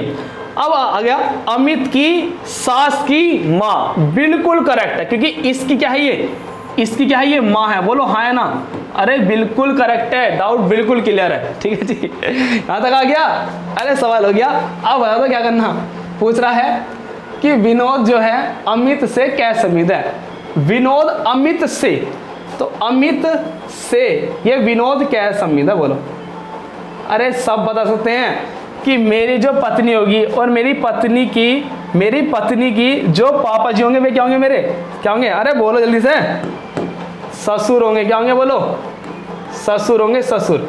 ठीक है जी, तो इसका जो आंसर होने वाला है क्या होने वाला है, विनोद अमित का क्या है, ससुर है, ससुर। D option is my right answer, ठीक है। तो इसकी प्रैक्टिस लेना, विनोद की जगह अपने आप को रख के देखना है ना, अपनी वाइफ बनाना, अपनी बेटी बनाना, तब उसकी शादी करना, तभी मैनेज होंगी, तब चीज समझ में आती है। आज का लास्ट क्वेश्चन, आज का लास्ट क्वेश्चन ये है, और ये क्वेश्चन मैंने पीछे प्रैक्टिस में भी करा रखा है, तो इसका आंसर बताना, क्योंकि मैंने प्रैक्टिस करा रखी है इसका भी। मैं एक बार लिखता हूं, जितना मैं लिखता हूं कमेंट आना चाहिए सभी के, है ना।